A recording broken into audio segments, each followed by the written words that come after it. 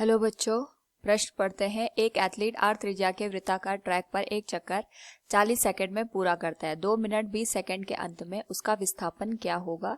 तो सर्वप्रथम हम यहाँ पे मुख्य अवधारणा का प्रयोग करेंगे और इस स्थिति में हमारे पास जो मुख्य अवधारणा है वह है विस्थापन। तो विस्थापन होता है किसी भी वस्तु द्वारा अंतिम और जो उसकी प्रारंभिक स्थिति होती है उसके बीच का जो यहाँ पे लंबाई होती है उसे हम विस्थापन का नाम देते हैं।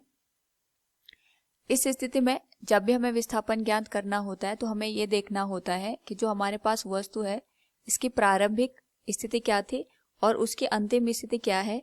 दोनों के बीच की जो यहाँ पे लंबाई होती है उसे हम विस्थापन का नाम देते हैं। इस स्थिति में हमारे पास दिया गया है कि एक एथलीट है जो आर त्रिज्या के वृत्ताकार पथ पर यहाँ पे चल रहा है। तो हम ये मान के चलते हैं सपोज वो ए बिंदु से चलना प्रारंभ करता है और यहाँ पे इस तरीके से घूमते हुए पुनः ए बिंदु तक पहुंचता है। तो एक चक्कर लगाने में अगर हम यहाँ पे समय देखेंगे तो हमारे पास यहाँ पे जो लिया गया समय है वो 40 सेकंड के बराबर है।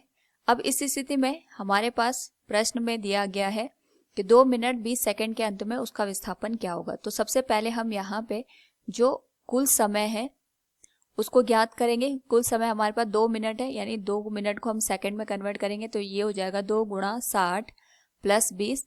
तो ये हो जाएगा हमारे पास 60 दूनी 120 प्लस 20 140 सेकंड। तो यहाँ पे सबसे पहले हम ये देखेंगे कि 140 सेकंड में उसने कुल कितना यहाँ पे चक्कर पूरे किए। तो इस स्थिति में अगर हम यहाँ पे कुल चक्करों की संख्या देखें तो जो कुल चक्करों की संख्या आएगी ये आएगी कुल समय बटे एक चक्कर को पूरा करने में लिया गया समय। तो कुल समय हमारे पास यहाँ पे 140 सेकंड के बराबर है और एक चक्कर को पूरा करने में ये 40 सेकंड का समय ले रहा है। तो इस स्थिति में अगर हम देखें तो जो कुल चक्करों की संख्या आ रही है वो 3.5 आ रही है। यानी यहाँ पे ए बिंदु से चलना प्रारंभ किया और पुनः ए बिंदु पे पहुंचा तो इसने कुल यहाँ पे 3 चक्कर पूरे किए और एक चक्कर इसने आधा यहाँ पे पूरा किया। यानी ए बिंदु से पहुंचा और ए के विपरीत बी बिंदु पे ये यहाँ पे पहुंच गया। यानी ए से चल के पुनः ए तक इसने पूरे 3 चक्कर लगाए, पुनः ए से चला और फिर ये बी पर पहुंच गया। तो आधा चक्कर हमारे पास इस तरीके से पूरा हुआ। तो यहाँ पे अगर हम देखेंगे तो एक पूरा विस्थापन करने में जो हमारे पास यहाँ पे कुल दूरी आएगी वो 0 के बराबर आएगी, क्योंकि प्रारंभिक स्थिति और अंतिम स्थिति समान है। तो जो अगर हम यहाँ पे 3 कुल चक्कर ले रहे हैं तो 3 चक्करों में हमारे पास जो विस्थापन होगा वो 0 के बराबर होगा।